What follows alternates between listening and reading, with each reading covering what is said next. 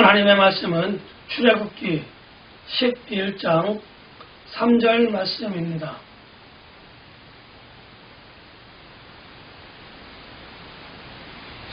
여호와께서 그 백성으로 애굽 사람의 은혜를 받게 하셨고 또 그 사람 모세는 애굽 땅에 있는 바로의 신하와 백성의 눈에 아주 위대하게 보였더라.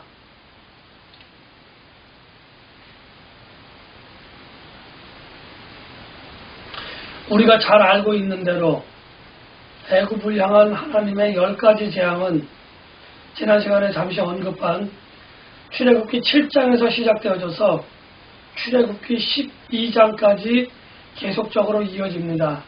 물론 중간중간에 바로와 모세의 그 대화가 있기는 하지만 그것은 하나님의 말씀을 전달하는, 하나님의 말씀을 전하는 그러한 시간이고 그러한 순서였다고 볼 수 있습니다. 오늘 출애굽기 11장에 나타난 모세와 바로의 대화를 가만히 들어보면 이미 이전에 9가지의 재앙을 바로는 받았습니다. 아니, 바로에게 전달되어진 것이기도 하지만 애굽 전체에 9가지 재앙이 내려졌던 것입니다. 그럼에도 불구하고 바로 왕은 자기의 고집, 자기의 아집을 꺾거나 굽힐 줄 몰랐던 것입니다. 그런데 오늘 본문의 대화 가운데 가만히 보면 이제 마지막 10번째 재앙, 우리가 흔히 말하는 초태생의 죽음이라고 하죠. 모든 생명에 있는 것에 처음 난 것, 그러니까 사람뿐만 아니라 동물, 어떤 학자들은 식물까지도 포함을 하기는 하는데 그것은 잘 모르겠습니다만은 초태생이 모두 다 죽게 되어지는 그러한 재앙을 모세가 바로에게 전달하게 되어집니다. 하나님의 그러한 능력을 전달하게 되어지는데 모세가 그렇게 전달하였음에도 불구하고 바로 왕은 여전히 고집을 부리고 있고 여전히 아집을 부리고 있습니다. 그런데 이러한 바로의 고집과 아집을 바라보는 모세의 마음은 단단히 화가 났습니다. 왜 화가 났는지 그 이유에 대해서 설명하고 있지는 않지만 아마도 이미 9번의 재앙을 통해서 이집트가 쑥대밭이 되어졌는데 많은 생명들이 죽었고 많은 사람들이 괴로워하고 나라가 그렇게 피폐해지고 나라가 그렇게 어지러워졌음에도 불구하고 바로는 자기의 생각을, 자기의 의견을 굽힐 줄 모르는 것에 대해서 모세는 아마도 굉장히 분노했었을 것이라고 저는 그렇게 생각을 해봅니다. 또한 바로의 입장에서 보면 10번째 내리는 재앙이든지 9번째 내리는 재앙이든지 8번째 내렸던 재앙이든지 바로에게 있어서 그것은 중요하지 않습니다. 왜냐하면 이 재앙이 언제 끝날지 몰랐기 때문입니다. 10번째 재앙이 마지막이다? 그 다음에 또 있겠지. 그 다음에 또 있겠지. 에라 나도 모르겠다. 아마 이런 생각을 했었을지도 모릅니다. 그러면서도 한편으로는 태양의 신인 아들인 내가 이렇게 고통을 당하고 이렇게 힘들어하는데 이 재앙이 다 끝나고 나면 태양신이 대리자를 보내든지 아니면 태양신이 직접 와서 나를 치유해 줄 것이고 우리나라 모든 그런 그 피해를 받았던 모든 것들을 회복시켜 줄 것이야. 아마도 이런 생각을 하고 있지 않았었을까 그런 생각을 해봅니다. 그렇기에 바로의 고집과 아집은 더욱더 단단해지고 더욱더 강해질 수밖에 없었습니다. 이것을 하나님께서는 바로를 더욱더 강팍하게 하셨다 이렇게 표현을 해주고 있습니다. 이제 하나님께서는 모세를 통해서 이렇게 10가지 재앙을, 마지막 10번째 재앙을 모세를 통해서 선언하시고 바로에게 전달하신 이후에 모세에게 이야기하십니다. 이제 내가 너희들을 이 재앙이 있은 후에 바로가 너희들을 놓아줄 것이야. 그러니까 너희들은 나가게 이 고센 땅에서 이 이집트에서 나가게 될 것이야. 출애굽하게 될 것이다 라고 확실하게 언약을 확인해 주십니다. 그러면서 뭐라고 이야기하고 계시냐면은 애굽 사람들의 은혜를 너희들이 입게 될 것이다 이렇게 이야기를 해주고 있습니다. 여기서 애굽 사람들과 바로의 그 그 태세를 우리는 가만히 살펴보아야 합니다. 이미 9번의 재앙을 통해서 어떤 사람은, 어떤 애굽 사람은 첫 번째 재앙을 지나서 또 어떤 사람은 두 번째, 세 번째, 네 번째, 다섯, 여섯, 일곱, 여덟 번째까지 재앙을 지나면서 애굽의 백성들은, 이집트의 백성들은 하나님을 인정하는, 하나님의 권능을 인정하는, 그래서 하나님을 위대하게 생각하는 사람들이 생겨났고, 그 하나님을 섬기려고 하는 이스라엘 백성들을 굉장히 위대하게 볼 줄 아는 믿음의 눈이 열렸던 사람들이었을 것입니다. 그렇기에 이스라엘 백성들이 이집트에서 나아가게 될 때에 그들은 하나님을 위대하게 보았고 하나님의 백성들을 위대하게 보았기 때문에 너희들이 빈손으로 나가지 말고 우리들이 금은 보화를 줄 테니까 이것을 가지고 나아가서 너희의 하나님을 더욱더 영화롭게 그렇게 예배하고 그렇게 너희 하나님을 영화롭게 하여라 라고 하는 영안의 눈이 열렸을 것이라고 저는 생각을 해봅니다. 그런가 하면 어떤 이들은 바로처럼 우리의 술객들이 그것들을 다 회복시킬 수 있어. 우리의 술객들이 그것들을 다 따라할 수 있어. 물론 그들이 따라할 수 있는 것은 아무것도 없었습니다. 그런 마음을 가지고 있었기에 더욱더 완악하고 더욱더 강팍해졌을 그러한 사람들이 있었을지도 모릅니다. 어쨌든지 간에 하나님의 말씀을 전해들은 바로는 끝끝내 마음을 돌이키지 않았고 10번째 재앙을 통해서 모든 생명 있는 것들의 첫 번째 난 것이 죽는 그러한 불행을 온 애굽 땅에 대성통곡의 소리가 넘쳐나는 그러한 일들을 겪게 되어집니다. 모든 처음 난 것의 죽음, 흔히 말하는 장자의 죽음이라고 이야기할 수 있습니다. 사람에게 국한된 것이 아니라 동물에게도 이것이 적용이 되어졌는데 당시 이집트는 고대 근동에서 가장 크고 가장 힘이 있었던 나라입니다. 그런데 이러한 나라에 첫 번째 난 것이 죽는다. 처음 난 것이라고 하는 것은 오늘날 우리 한국 사회도 마찬가지지만 장자, 큰아들이라고 하는 개념은 단순히 아들 중에 하나, 단순히 자녀들 중에 하나라고 하는 의미를 넘어서는 것입니다. 그 아이, 첫 번째 난 아이는 집안의 모든 권한, 모든 권력, 모든 명예, 모든 부를 직접적으로 상속을 받는 그러한 것이었습니다. 그래서 큰 아들이 죽는다고 하는 것, 처음 난 아들이 죽는다라고 하는 것은 그 집안의 멸망을 의미하는 겁니다. 모든 권한을 이어받을 사람이, 모든 권한을 이어받게 되는 사람이 죽었다라고 하는 것은 그 집안에 그 권한을 물려받을 사람이 없다라고 하는 그러한 의미입니다. 이것이 가정적인 의미에서는 그 집안의 멸문지화라고 이야기할 수 있겠지만 바로에게 있어서 큰아들이 죽는다라고 하는 것은 바로 왕, 다시 말하면 세습되어지는 왕위의 자리가 끊겨져서 더 이상 당신은 왕으로서, 당신의 자녀들은 왕으로서의 역할을, 당신들은 왕조의 집안을 유지할 수 없어라고 하는 엄청난 하나님의 선언이었던 것입니다. 특별히 바로에게 있어서 그것은 또한 태양신의 아들의 자리가 그 권위가 승계되어지는 그러한 그 지위에 있었기 때문에 그것은 엄청난 그러한 결과라고 이야기할 수 있는 겁니다. 바로의 아들이 죽었습니다. 이집트에 있는 많은 사람들이 그 처음 난 것을 다 잃었습니다.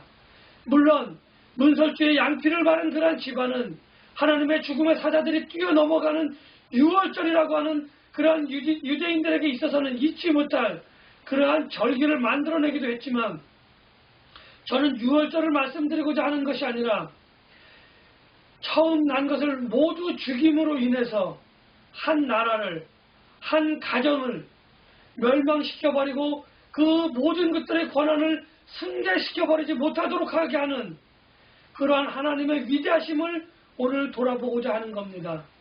하나님의 처음 난 것에 대한 죽임은 복수나 보복의 차원이 아니라 너희들이 그동안 아홉 가지의 재앙을 통해서 내가 이집트 너희들이 섬기는 많은 신들 가운데에 그 신들 가운데 참신이고 그 내가 가장 권능이 있고 내가 가장 큰 힘이 있는 하나님이라고 하는 그 권능을 보여주었음에도 불구하고 많은 이집트 사람들은 하나님의 권능을 하나님의 위대하심을 인정할 줄 모르는 하나님을 만으로 여기는 그러한 상습적인 그러한 행위를 해왔다는 것입니다.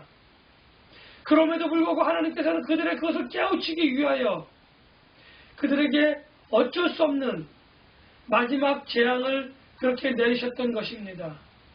바로가 아무리 버팅기고 바로가 아무리 그 왕위의 권한을 가지고 그것을 거부한다고 할지라도 이집트 백성들이 하나님을 위대하게 생각하고 하나님을 경외하는 마음을 가지고 있다고 한다고 하더라도 하나님의 섭리는 바로를 굴복시키며 이집트의 모든 사람들을 굴복시켜서 온 땅 위에 높으신 하나님의 이름을 나타내시기 위한 하나님의 섭리는 하나님의 경리는 결단코 멈추지 않는다고 하는 것을 오늘 우리들에게 이야기해주고 계시는 것입니다. 많은 신앙 공동체에는 많은 믿음의 사람들이 있습니다.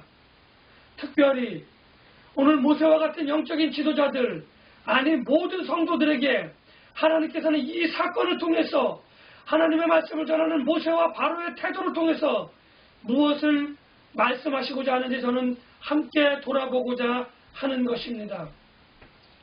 신앙생활을 하다 보면 공동체 신앙생활을 하다 보면 많은 리더들이 있고 많은 사역자들이 있습니다. 그들에게 있어서 가장 중요한 자세는 하나님의 말씀을 전하였음에도 불구하고 하나님의 말씀을 순종할 줄 모르는 하나님의 말씀을 따를 줄 모르는 그러한 사람들에 대한 태도는 과연 어떤 태도를 가져야 할 것인가? 우리는 그것을 한번 살펴보아야 합니다. 하나님의 말씀을 듣지 않는 모세로 인하여 바로로 인하여 모세는 굉장히 분노하였다고 저는 말씀을 드렸습니다. 신앙 공동체에는 하나님의 말씀을 잘 따르는 사람들이 있는가 하면 하나님의 말씀에 순종할 줄 모르는 그런 사람들도 있다고 하는 것입니다. 그것으로 인하여 일어나는 모든 피해는 고스란히 그 사람이 속한 신앙 공동체에 그대로 전가되어진다고 하는 겁니다. 그것을 두려워하고 그것을 무서워할 줄 아는 그런 의의 분노, 하나님의 분노로 말미암아 공동체가 있게 되어지는 피해를 우리는 두려워하며 그것 때문에 일어나는 모든 원인들에 대하여 우리는 분노할 줄 아는 그러한 마음을 가져야 할 것입니다. 또 행여나 나의 고집이나 행여나 나의 아직 때문에 우리 공동체에 피해가 일어난다고 한다면 우리 공동체가 피해를 받는다고 한다면 우리는 하나님 앞에서 그 책임을 온전히 감당해야 하는데 오늘 하나님께서 바로에게 주는 마지막 재앙이 저와 여러분들에게 어떻게 일어날지 언제 일어날지 우리는 아무도 알 수 없습니다. 그러한 재앙이 일어나기 전에 하나님의 크고 위대하심에 우리는 스스로 무릎을 꿇고 하나님 앞에 자복하며 회개할 줄 아는 그러한 마음을 갖는 그러한 사역자들이 그러한 성도들이 되어져야 한다고 하는 것을 저는 오늘 여러분들에게 말씀을 드리고 싶습니다. 내가 고집을 부린다고 해도 내가 아집을 피운다고 하더라도 하나님의 섭리는 하나님의 경륜은 결단코 멈춰지거나 하나님의 결단은 변경되어지는 일이 없다고 하는 것을 저는 분명하게 말씀을 드렸습니다. 또 반대로 내가 아무리 예배를 많이 드리고 내가 아무리 신앙생활을 경건하게 한다고 할지라도 하나님의 섭리와 경륜은 나의 뜻과는 상관없이 공평하고 정의롭게 이루어져 나간다고 하는 것을 우리는 알고 하나님 앞에서 겸손하게 잠잠해져야 될 필요가 있다고 하는 겁니다. 어떤 사람에게 불행이 닥칠 때에 어떤 사람들에게 하나님의 심판이 임할 때에 우리는 그것으로 말미암아 기뻐하고 그것으로 말미암아 즐거워할 것이 아니라 온유하고 공평하고 정의로우신 하나님이 그의 섭리를 펼치셨다고 하는 것에 대하여 감사하며 그의 위대하심을, 그의 영광을 높여드리는 그러한 일에 주저하지 말아야 할 것입니다. 때로는 그것이 나에게 해가 될 수도 있고 그것이 나에게 유익이 될 수도 있습니다. 어떤 사람은 슬퍼할 수도 있고 어떤 사람은 기뻐할 수도 있습니다. 서로를 조롱하거나 부러워할 이유가 아무것도 없습니다. 하나님의 위대하심과 하나님의 공의롭고 정의로우심만이 우리들 삶 가운데 나타나야 할 것이라고 이야기할 것입니다. 하나님의 공의로우심과 하나님의 정의로우신 심판 때문에 열심히 신앙생활 하던 사람이 힘들어할 수 있습니다. 그럴 때 많은 사람들이 하는 말이 있습니다. 왜 나만 이런 고통을 겪어야 하나요? 왜 나에게 이런 일만이 생겨야 합니까? 어찌하여 이런 일이 나에게 벌어집니까? 라고 하나님께 우리는 원망하고 그렇게 질투할 수 있다고 하는 겁니다. 그렇게 하나님께 하소연할 수 있을 것입니다. 그러나 이러한 하소연은 하나님께서 그 뜻을 펼쳐 나가시는 데에 아무런 거침돌이 되지 않고 아무런 걸림돌이 되지 않고 아무런 방해거리가 되지 않는다고 하는 것을 우리는 분명하게 기억하고 인도해야만 알아야만 할 것입니다. 하나님께서 이렇게 분노하시는 바로를 향하여 이렇게 분노하심에도 불구하고 이스라엘 백성들을 돕는 사람들의 손길과 이스라엘 백성들을 따라 나서는 이집트 사람들에게 축복하여 주셔서 분노 중에도 긍휼함을 잊지 않으시고 그들을 또한 구원해 주신다고 모세와 아론에게 분명하게 말씀해 주십니다. 행여나 하나님의 분노가 나에게 임한다고 할지라도 하나님의 심판이 나에게 임한다고 할지라도 분명한 것은 그것은 잠시 지나가는 것이고 하나님께서 모세와 아론을 통하여 이스라엘 백성들을 확실하게 구원하시겠다고 약속하셨던 것 같이 저와 여러분들을 하나님의 나라로 분명하게 인도하실 것이라고 하는 그 사실은 변함이 없고 정지되지 않고 취소되지 않는다고 하는 것을 우리는 분명하게 기록해야 할 것입니다. 나의 생각하는 것과 나의 말하는 것 그리고 나의 행동하는 그것으로 인하여 나 자신의 믿음이 드러나는 것이 아니라 내가 믿는 하나님의 위대하심, 내가 믿는 하나님의 공정하심과 내가 믿는 하나님의 정의로우심이 온 땅 위에 드러나 많은 백성들이 하나님을 과연 하나님이시구나, 과연 하나님이 위대하시구나 하는 것을 고백할 수 있는 우리 모든 사람들의 신앙생활이 되어져야만 할 것입니다. 사람들로부터 나를 통하여 하나님의 위대하고 강하심을 드러내고 나를 통하여 하나님의 사랑하심과 은혜로우심을 드러내는 모든 신앙 공동체와 모든 성도들이 되시기를 예수님의 이름으로 간절히 축복하며 기도합니다.